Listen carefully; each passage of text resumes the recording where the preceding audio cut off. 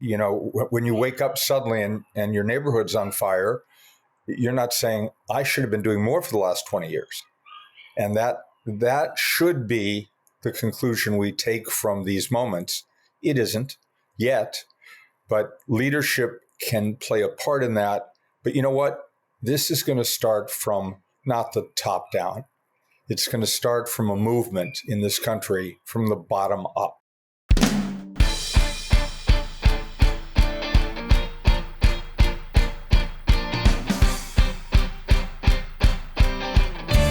Hello, and welcome to the PoliticsGirl podcast. I'm your host, Lee McGowan. Let's get into it.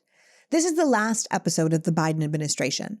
When this podcast airs next week, we will have entered the second Trump administration, and they are promising shock and awe. So this is perhaps the last time we can be reflexive and contemplative about our politics, because for at least the known future, we will probably find ourselves being reactive, and that is a hard place to find wisdom. So I've asked my friend David Bender to join us today because aside from being Rachel Maddow's self-described political guru, he is also mine, and he's one of the wisest people I know. If you aren't familiar with David, he has spent 5 decades as a political activist, beginning when he took what he calls a leave of absence from 7th grade to become a full-time volunteer for Bobby Kennedy's presidential campaign. David went on to report on the presidential campaigns of Richard Nixon, George McGovern, and Hubert Humphrey. He was a key aide to the legendary liberal rights activist Allard Lowenstein, pivotal in both the civil rights movement and the anti-Vietnam War movement. David served on the national field staff for California Governor Jerry Brown's 76 presidential campaign and Senator Edward Kennedy's 1980 presidential campaign. When JFK Jr. launched his political and cultural magazine George, David was his first West Coast contributing editor. David was also the host of Air America's Politically Direct, where he regularly interviewed influential voices in politics and media like Hillary Clinton and Barack Obama and Gore Vidal, and is currently a columnist for the Washington Spectator. For me, he is one of the most politically savvy people I know, and I thought you would get something out of hearing what he has to say at this pivotal moment in American history. So without further ado, please welcome my guest, political expert, author, and man with enough wisdom for 10 political lifetimes, David Bender. Welcome back, my friend. Thank you. It's so nice to be back in a new century.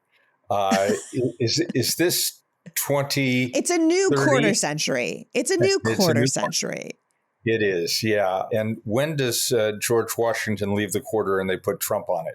Oh my God. Pretty soon. Of course, he will get a percentage of each coin.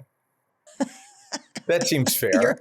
You're horrifying me, and you know perfectly well he doesn't want to be on a coin. He's going to want those Benjamins to be named after him. Now, listen, I'm going to say off the top of this that you and I both live in Los Angeles. So you are evacuated from your place right now because of the fires, and you're in a hotel. And if we hear dogs in the background at any point, those are your little dogs, and they are not thrilled to not be right beside you right now. So if you hear them, that is what's going on. They've got water and they're fine, but they're a little disoriented, as are we all. This is, and as I know for you, we've all been on tenterhooks and still are, because this is Los Angeles. I grew up here. We've had these winds forever, but we didn't have them with these environmental conditions.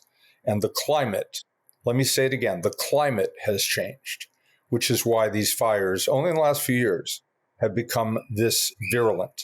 We all have expected, my entire life, we expected this kind of imagery of communities leveled if the major earthquake happened. You can't live in California and not know that that's a possibility. But none of us, and I can say that for, going back to the Cleveland administration, none of us expected that this would happen in the way that it has. And that is because climate has changed everything on every coast and in the center of the heartland. So here we are, and I'm glad that we're all safe. But, this is not just the fires. We're not going to be dealing for months, if not years, with the particulates in the air and the breathing that it will make smog look quaint. And that's a hazard. It's a hazard to pregnant mothers. It's a nightmare what has happened. And yes, humans bear a lot of that responsibility, not just God and the wind. And not just democratic leadership. Because I think that's the thing that's upsetting me so much is that, this I think sometimes it's easier for people, and I include liberals in this because I'm seeing a lot of finger pointing of liberals towards Gavin Newsom, towards the mayor, Karen Bass of Los Angeles. And I think, here's the thing. We ignored something that we knew was happening for 50 years at least. We just kept pushing it to the side and pushing it to the side and pushing it to the side. And there are people who have written books that are now being like, this woman is Nostradamus. She knew that there would be huge fires in Los Angeles, where really all she did was play out what we were doing, which was nothing. And this is the logical conclusion. And we are living with the logical conclusion of doing nothing. And we're going to realize pretty quickly that it's far more expensive to fix it after the fact than it is to have dealt with it before. And if the best time was, years ago to have dealt with this, the next best time is today. And instead, we are going to, blame Gavin Newsom and blame the female black mayor and the female fire chiefs, instead of saying like, hey, we have not dealt with this, and we would not, you cannot, it doesn't matter how much money your fire department budget has, you can't fight a fire in 100-mile-an-hour winds. It's fighting a fire in a hurricane. And that is impossible. You can't put those planes in the air. You're not expecting to do wildfire fighting in an urban area. Like, there are so many things that people don't understand, so much nuance that has come up with this. And people would rather point fingers because it's a simple solution to a far more complicated problem. Well, this is the essence of Trumpism. It's beyond Trump, but he is the symptom of something deeper. When people feel helpless and they can't understand what the future looks like, we know that these environmental consequences are playing out. 20 years ago, Lee, I sat in a studio here in Los Angeles when former Vice President Gore taped An Inconvenient Truth. It was taped for the release, I think it was, I don't know if it was a VHS then, whatever it was 2005. And I watched him get up on a ladder, point at charts, and it was all frightening. But he was so articulate. And the thing I can tell you now is everything he predicted then that would happen in the middle of this century, by 2040, by 2050, has happened already. We're ahead of all of the forecasters. And all of them, if you look at the experts who talk about the melting of the ice caps, the way the current changes the wind flows, which affect what we're seeing here in Los Angeles, that happened much more quickly. It's happening exponentially.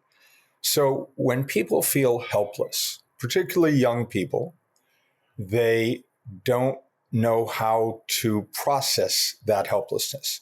One easy way is to blame somebody else, blame immigrants, blame politicians, blame anybody else, blame women, blame people of color. That's as old as time. Blame the other. But the solution, if there is to be one, is to stop thinking about blame and start thinking about how we got here and how we can get out of it. It's a tough one because you've got to look into your heart and take responsibility for your own indifference, for your own apathy. And, when you wake up suddenly and your neighborhood's on fire, you're not saying, I should have been doing more for the last 20 years. And that should be the conclusion we take from these moments. It isn't yet, but leadership can play a part in that.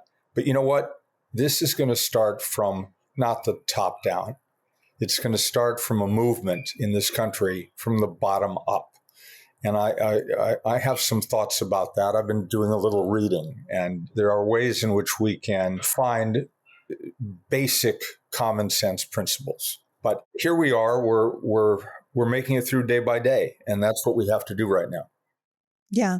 I think that is what we have to do right now. I think we need to be really clear, though, that this isn't going to be something that the top down fixes, because the top is doing just fine. And in fact, the top is planning for a lot of this. You see insurance companies taking people off their plans for fire because they know the fires are going to be coming and they don't want to be on the hook financially for it. The insurance companies know it's happening. You see people doing a type of disaster capitalism where they know that the permafrost in Russia is going to be melting so that we're going to have more farmland in Russia, and they're planning for that. They know that they've done nothing about the climate. The climate is going to change, and what they're trying to do is find a way to capitalize on it. And I think we're seeing the very, very rich just planning for for the disasters of the future with absolutely no sense of what the rest of us are going to do. And I know that Robert Reich just said, if you look at the way our government functions, big oil bought off Congress, so we had no action for years on climate. The NRA bought off Congress, so we had no action for years on guns. Excuse me for a moment. They bought off both parties. Both parties. Yeah. Let's be clear. Yeah. No, I think that is very clear. The insurance companies bought off Congress and we had no action on healthcare, right? Until we had Obamacare, there was literally nothing that anyone was doing at all. And to this day, it's still not as strong as it could be. And this next administration wants to get rid of it. I mean, the list just goes on and on and on.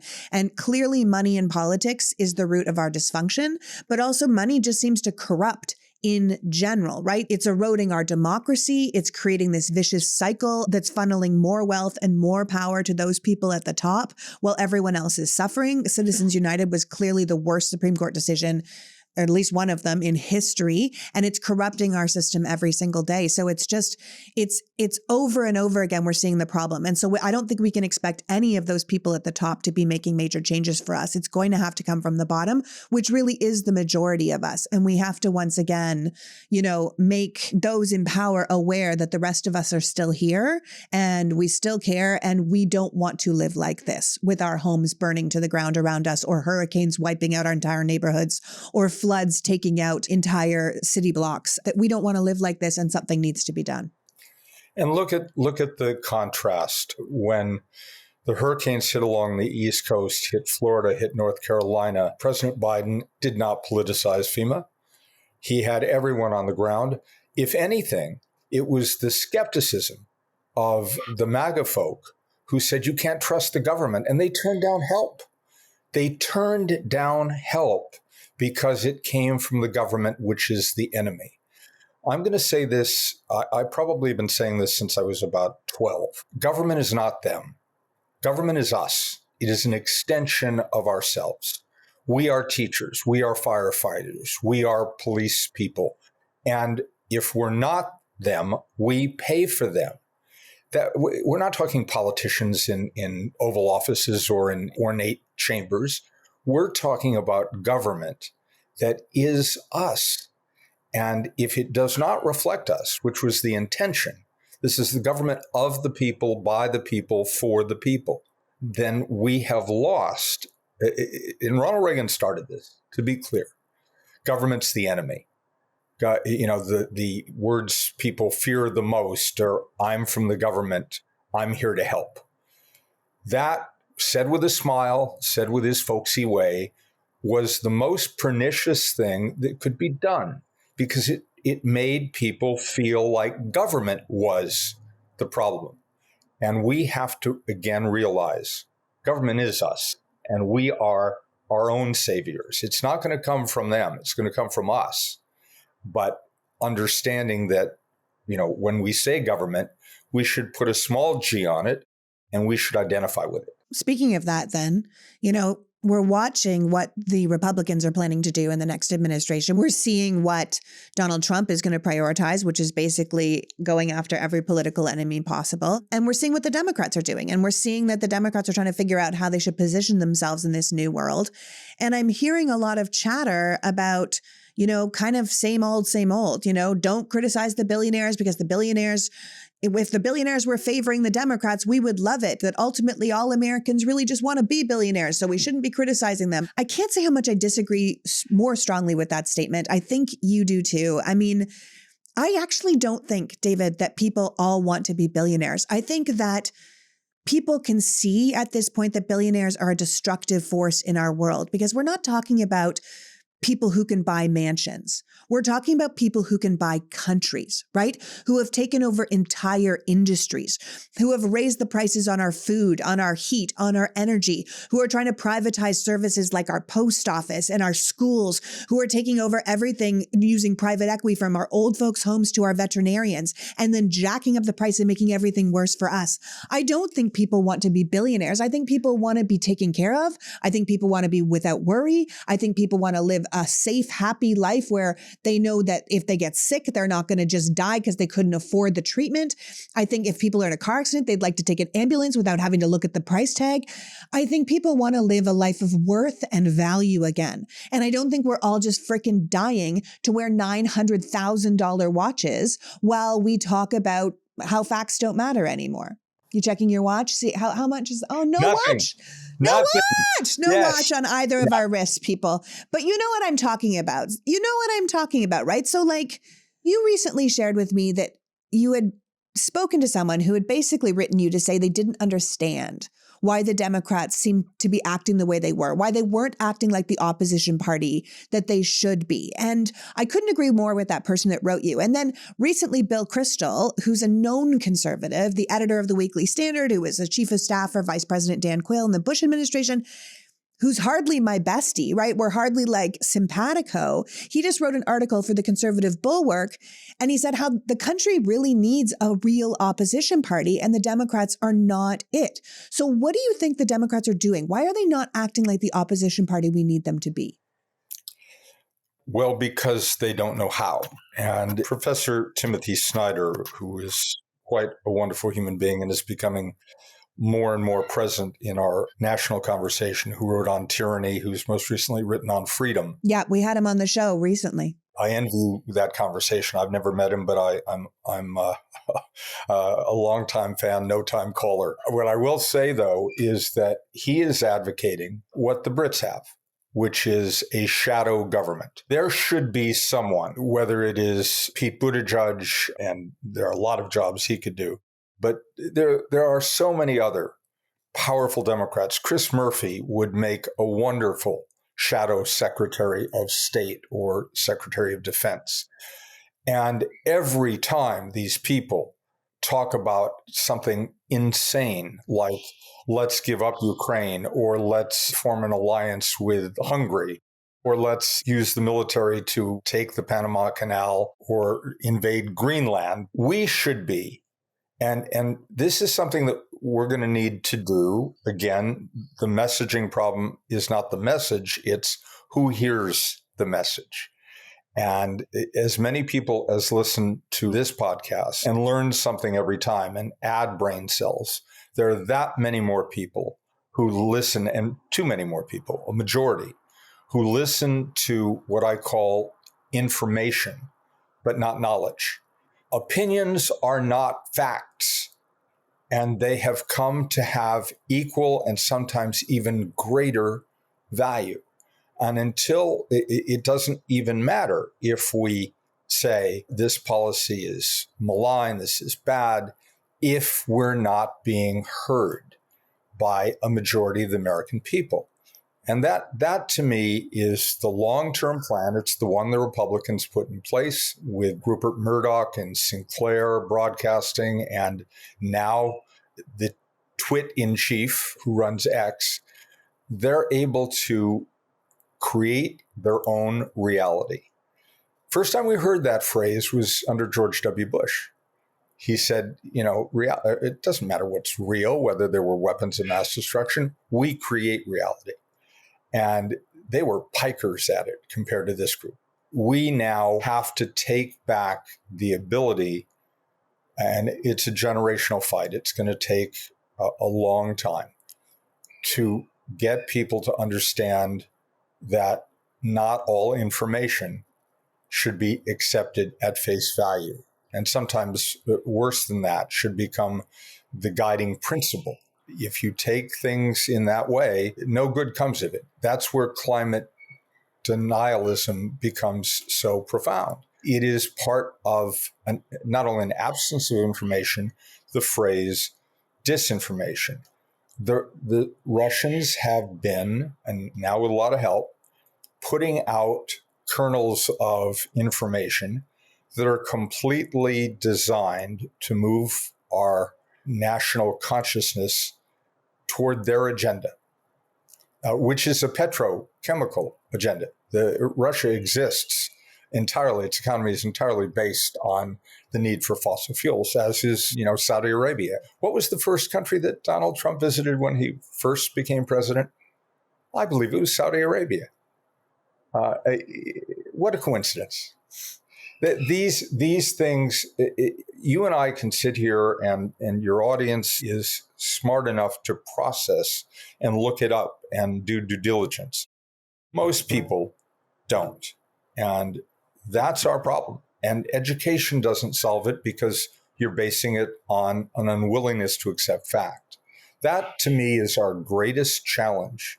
Not only is this an American society, but globally, because this is now a global fight and we're in this together. And I really believe that there are enough people, particularly young people, who believe that the future can be better. It's hard because there's a lot of evidence to the contrary, but we need to encourage that. And that's where a component of it would be people calling out lies. It took 3-4 years for the media to start saying Donald Trump was lying when he lies with every breath. You need to be able to say that. This is not a false equivalency. What did someone say? There are some who say that the earth is round. On the other hand, many believe it to be flat. What do you do with that? And the problem is, now that we have the internet, it turns out 1 million people do believe it to be flat. They meet each other. So it's a problem. But if we have the hearts and minds and willingness to start from the bottom up, community organizing, talking to our friends, we are our own best sources of information. And one well-informed person who starts spreading facts can have an impact on a local community, and that community can have it on the next community. And before long, we're beginning to recreate what built this country, those 13 colonies. They had a shared purpose, which was freedom and independence. Those are American values. And being a billionaire was never in Thomas Jefferson's list of things to do. Okay, so we're going to take a break right now and do a couple messages from our sponsors, and then we're going to be back, and maybe even with the dogs. Honestly, one of the things I really should change in my house are my blinds, particularly the blinds in my bedroom. I know they are hung too low. I think Sean and I got the curtain rod for our first apartment before we were married, and we have been married for 20 years. The curtains are newer, okay? We got them when we moved into this house, which was, 16 years ago. So I don't know what the hell I'm doing. It's embarrassing. Which is why I'm inspired to tell you about 3 Day Blinds, who are the leading manufacturer of custom window treatments in the US, who make upgrading your blinds and shades and shutters and drapery easy breezy and painless. If you're not handy, no problem. Their team will handle all the heavy lifting, the design, the measurements, the installation. You just get to sit back and get upgraded windows. You want help deciding what fits best in your home? Their professional design consultants, each with over 10 years of experience, will guide you to the perfect solution from the comfort of your own home. Plus, they'll give you a free, no obligation quote the same day. And here's the kicker. Right now, you can get a buy one, get one 50% off deal on custom window treatments. So whether you're looking for modern motorized blinds that sync with your smart home, or chic Roman shades that tie a room together, or you just want to upgrade to something a little better than you chose 20 years ago, then 3 Day Blinds has thousands of options for every style and budget. Right now, get quality window treatments that fit your budget with 3 Day Blinds. Head to 3dayblinds.com/politicsgirl for their buy one, get one 50% off deal on custom blinds, shades, shutters, and drapery. For a free, no charge, no obligation consultation, just head to 3dayblinds.com/politicsgirl. One last time, that's buy one, get one 50% off when you head to the number 3 dayblinds.com/politicsgirl. Make your windows work for you. It's 2025. It's time for an upgrade. The start of the new year is the perfect time to get organized, set goals, and prioritize what matters most. With the chaos that's happening around us, one of my top priorities is going to be our financial wellness. And one of the ways to get a hold on that is using Rocket Money. Rocket Money is a personal finance app that helps find and cancel your unwanted subscriptions, monitors your spending, and helps lower your bills so you can grow your savings. Rocket Money shows you all of your subscriptions in one place and helps easily cancel the ones you forgot you were paying for.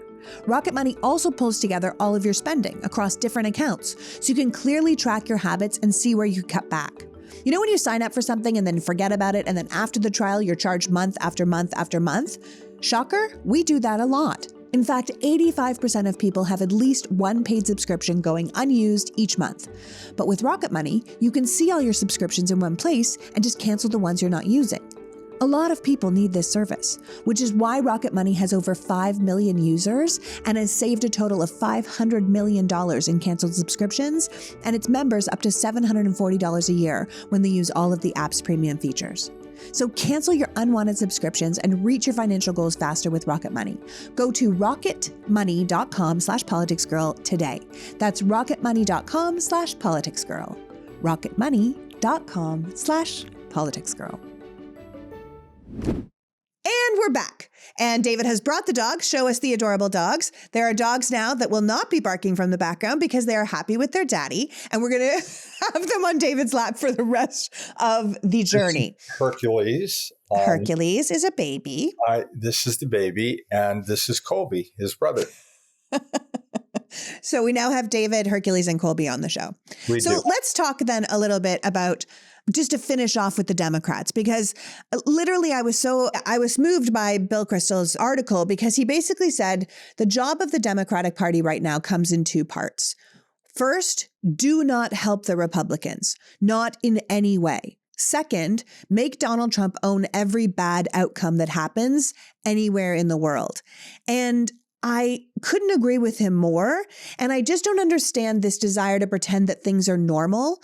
And I wonder if it's because the Democrats that are up in these high echelons right now, the consultant class, the people that have been running the show for a long time, they know their lives are going to remain relatively normal, even if our lives are falling apart. So do you think it's a lack of imagination, a lack of fight? Because I'm seeing them behave like this is completely normal right now. And I'm looking at things like the SAVE Act that the Republican House is trying to push through.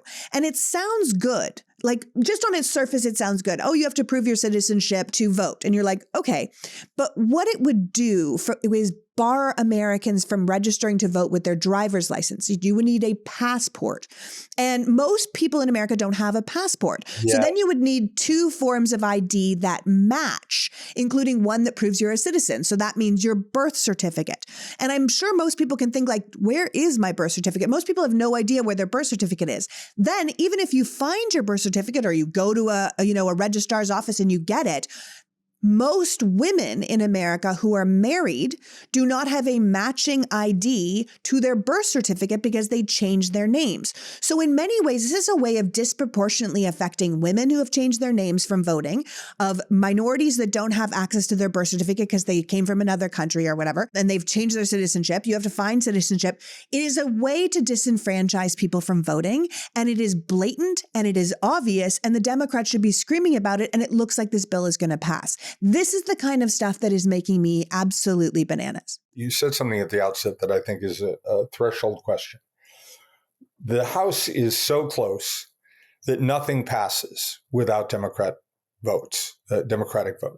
If we're at a margin of 2 to 4 votes on, let's call it the reconciliation bill. And this is what Trump seems to want.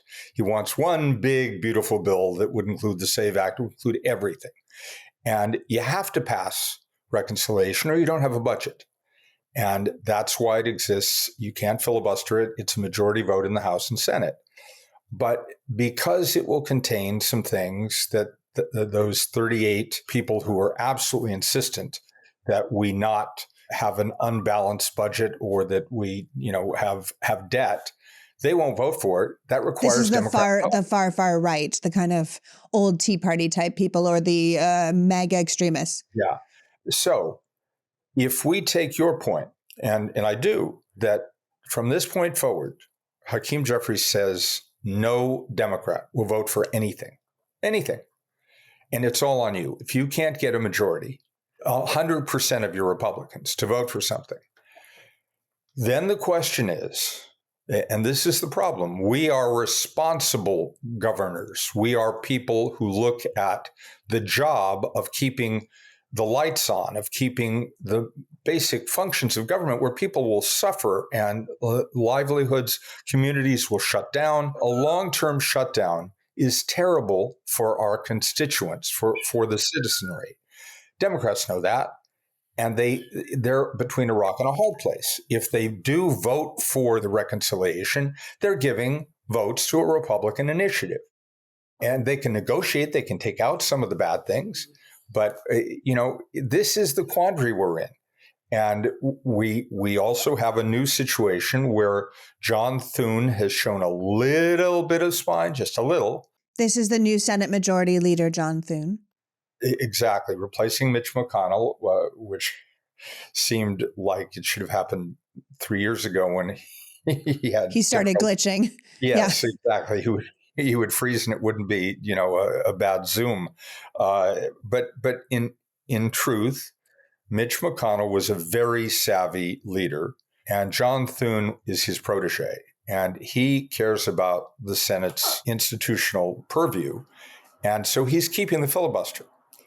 And that means we can use Democratic votes to filibuster things like the SAVE Act, and that's helpful. That is useful. I think the paradigm, though, is what's wrong here.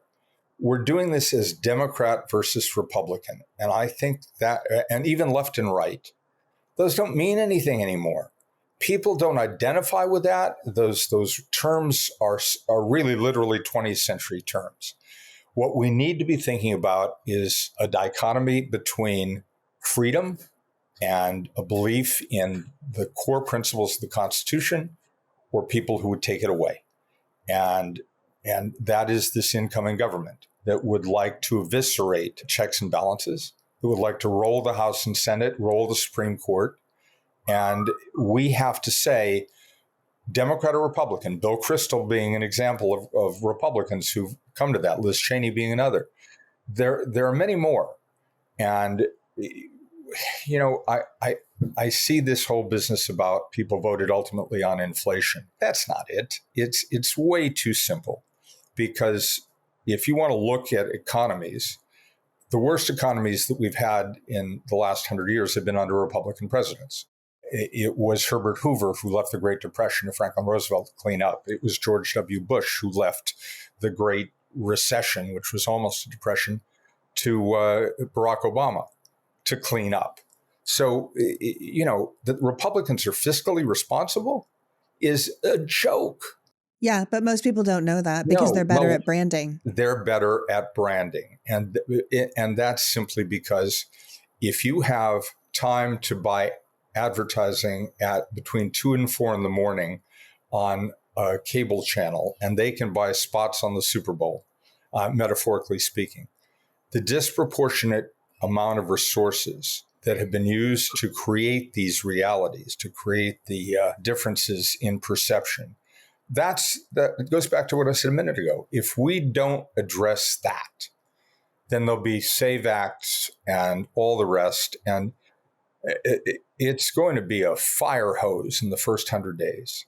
Now, I'm an optimist by nature. I always have been and I always will be. I believe that things have a way of turning when you least expect them. This fire is an incredible example of that. It's going to awaken a lot of people, certainly here, to the dangers of ignoring climate. But I go back 5 years, January of 2020, when no one was saying the word COVID aloud. And 2 months later, Trump said it aloud, and he said it'll be over by Easter. He lost re-election because 1 million people died on his watch and it was impossible to ignore. Those are the events that are going to happen, and we can't predict them here. We only have to be ready.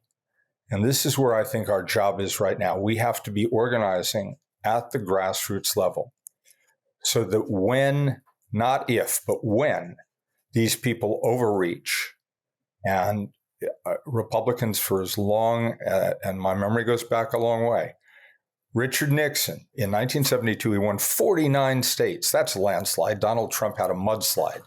He had barely moved 115,000 votes, and he's not president. 21 months later, Richard Nixon was out of office. Why? Because he overreached. They broke into the Watergate when they didn't need to. But their instinct is absolute power. And when they have absolute power, they want more, because apparently the word absolute is not, there's no limit on it. That's what you can count on. And that makes me at least hopeful that we're going to see some things very soon, because his agenda is so radical so quickly that the chance for blowback is going to be very big very soon. I just think people's memories are so short, which is why we have to be ready with proper messaging and speaking to people at the grassroots level and moving people along to something that could be better than what we have. Like you said, it's not red versus blue. It's not Dem versus Republican.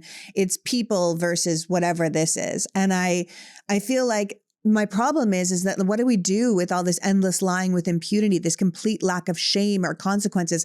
People forgot that 1 million people died under COVID in many ways because the media didn't tell us. We should have seen pictures of the trucks. You know, like the Vietnam War changed when people started seeing those pictures on the front page of the paper, but we never showed anyone that.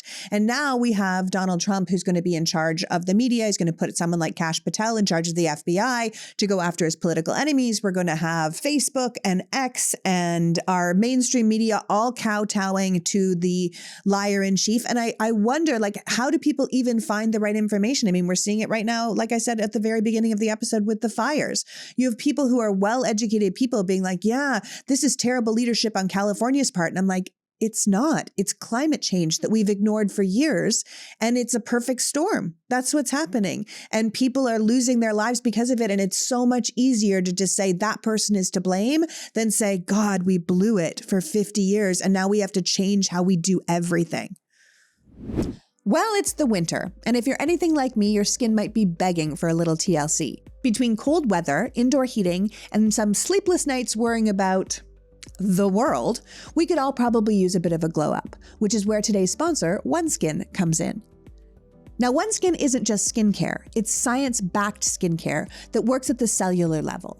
Their products feature the game-changing ingredient of the OS1 peptide, developed after testing over 900 other peptides. It's proven to target those pesky zombie cells, the ones that stop producing collagen and hyaluronic acid and make your skin look older by leading to lines and wrinkles and crepey skin. But instead of just masking aging, OneSkin works to reverse it, leaving your skin healthier, firmer, and more hydrated. This is the new year, so maybe instead of making some big resolution, you might want to pick up a small habit that will add to a big change. So if you're ready to invest in the health and longevity of your skin, this might be a sign. Make 2025 the year you take your skincare routine to the next level. Founded and led by an all-woman team of skin longevity scientists, OneSkin is redefining the aging process with their proprietary OS1 peptide, the first ingredient proven to help skin look, feel, and behave like it's its younger self. Get 15% off with the code PoliticsGirl at oneskin.co. That's 15% off at oneskin.co with the code PoliticsGirl. And after you purchase, they'll ask you where you heard about them. Please support our show and tell them that we sent you. Invest in the health and longevity of your skin with OneSkin. Your future self will thank you. New years mean fresh starts. We're all trying to build better habits, whether that's better skin, healthier eating, or working out more. One thing we often forget to address are our finances. If you find you're struggling under the weight of debt, and believe me, I've been there, maybe it's time to make change, and PDS Debt can help. If you're making payments every month, but your balances just won't budge, PDS Debt has solutions for you. They specialize in personalized debt plans, helping you pay off your debt in a fraction of the time, and they don't care about your credit score. Whether you have bad credit, fair credit, or anything in between, everyone with $10,000 or more in eligible debt qualifies. Here's the thing. I know debt can feel overwhelming, but PDS Debt is about giving you the tools and support to take back control of your financial life. Who wouldn't want to start the year with a little less stress and a lot more financial freedom? So make this year the year you take control of your debt. Get a free debt analysis right now at pdsdebt.com/politicsgirl. It only takes 30 seconds. That's pdsdebt.com/politicsgirl. pdsdebt.com/politicsgirl. It's so much easier to just say that person is to blame than say, God, we blew it for 50 years and now we have to change how we do everything. Well, let me propose something that I read. I read something about how, this is just basic common sense. And it is common sense. It is not policy. People don't speak in policy. They don't speak even about climate change or to a degree after Dobbs, they spoke about, the consequences because it was real in their lives. But generally, issues are not something they think about in those terms. But they do think about values. They do think about core principles of fairness and freedom. Those are the essential American principles. Thomas Paine wrote Common Sense. And I believe, I could be mistaken, but there's a new book out called A Return to Common Sense. I have not been put up to this, I swear, or I'd have a $900,000 watch on my wrist. But I'm serious. Lee, what you proposed is so fundamental to the way people think. They don't think in terms of policy. They can't. That's way above their ability. They spend, if the stats I've heard are right, 4 minutes a week thinking about politics. 4 minutes a week. A lot more time is spent on thinking about laundry. So if we understand that, but the values, the principles of who we are as people, they think about all the time. And they think about how they want to raise their kids. And that, to me, is how we fight this. We fight this by going back to the culture of what it means to be an American. And there are certain common sense values. I can't do it off the top of my head, but I think I have an expert here. There are 6 principles. Can I ask you, I'm turning the tables and being a host. I used to do this for a living. What are the 6? What are the 6? The 6 common sense principles that I wrote in my book, A Return to Common Sense, are: America is a land of freedom. Everyone should have the opportunity to rise. Every citizen should have a vote, and that vote should count. Representatives should represent the people who elected them. The law applies to all of us, and government should be a force for good. And I think when I wrote the book, you're very kind to bring it up. But honestly, David, it's so fascinating that you're saying this, because all I want to do now is focus on the 6. I just want to return to basics. I want to go back and say to people, listen, you want your kids to go to school and come home. That's fundamental freedom. You don't have to think about gun policy. You want to say, you know what? I want my kid to go off to school today and I know they come home safely. That's freedom. That's real freedom, right? I want to know that if my house isn't just going to burn down because the government wasn't looking out for me, but they were looking out for big business. I want to know that if I vote, my vote actually counts. It's not going to be removed like what's happening in North Carolina when they, elected a Democrat and the Republicans are literally trying to say, nope, we don't like who won, so we're just going to throw it out. That's not how regular people think. It's not how anything should work. And it has nothing to do with politics. It has to do with common sense principles of regular people who think like regular people and talk to regular people and just want to live a life of worth and value again. Mm-hmm. And to that point, we have structured this now, and part of that is the nature of campaigns. When I started in presidential politics, it was considered poor form to announce even the year before the election for president. You announced in January or February. Robert Kennedy in 1968 announced in March of 1968, the year he was running. Eugene McCarthy announced at the end of November in 67, either the end of the preceding year. We now have permanent campaigns. There are people planning on 28. There are people planning on 26 right now for midterms. We don't know what's going to happen between now and then. And I would argue that one of the basic ideas behind common sense principles is people don't organize their lives around elections. They organize their lives around how they get through the day, where their family is safe, where they have freedom, where they understand that government is not our enemy, it is ourselves, and that we are self-governing. So we take responsibility. And that's one of the wonderful things. There are very few, but one of the wonderful things we're seeing about these fires, where neighbors are helping neighbors. They're not asking them what their politics are. They're just helping them. And that's who Americans are. If we stop thinking around election cycles, I would say right now, starting on January 19th. And by the way, there is a giant women's march on the 18th all over the country. And I encourage people to look to sign up. The one in Washington, but they're all over. And it's time again that we realize that we should show our numbers in the street. But I'll say, if we start now and don't start talking, I would not have a conversation with a candidate about 26 until January of 26. If you can't show me in 2025 that you understand these principles, whether you're an elected official, whether you're a business person, whoever you are, whether you're a teacher or someone in the community, if you're not on board with the idea of these 6 common sense principles, then don't come to me at election time. Because it doesn't matter what policy you say you're for, you've decided that this is going to be the winning issue. It's not about that. It's not picking, what's in fashion, to wear at a certain time of year. It's what should be guiding us, irrespective of whether people are running for office or soliciting your vote. The biggest number that always sticks with me is the number of people who are eligible to vote who don't. Yeah, me too. And that number is, I think, something like 80 million. 90 million, David. 90 million. Well, it went up this time because a huge number of Democrats didn't vote. Whatever it is, it's way too many. There should be, in an ideal world, everyone should want to vote because they feel their vote matters. This common sense principle of people you elect are representing you implicitly. They're not representing their donors. And those are those people who just bought an election. One man just bought a presidential election.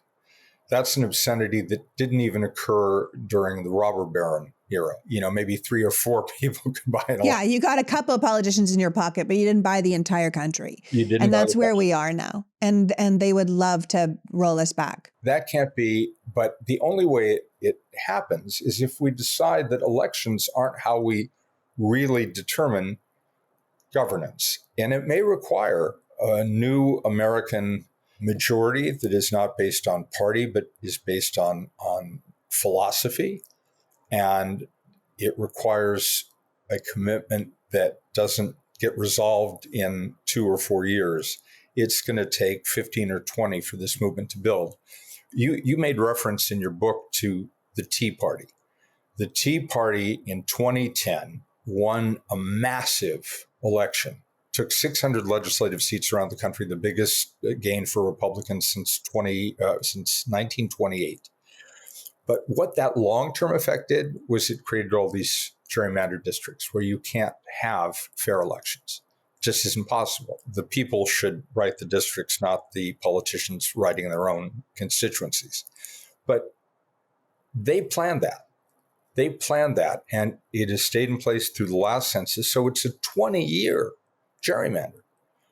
We have to be not thinking politically. We have to be thinking culturally and our values and ways to come together around those common sense ideas. If we do this now, we will see the results in our lifetime, your son's lifetime. Things are happening rapidly. Change is happening rapidly. And again, 5 years ago, no one talked of COVID. COVID has changed us in so many fundamental ways. This fire will too. We need to understand and be prepared to be cohesive in the event of change, because that is inevitable.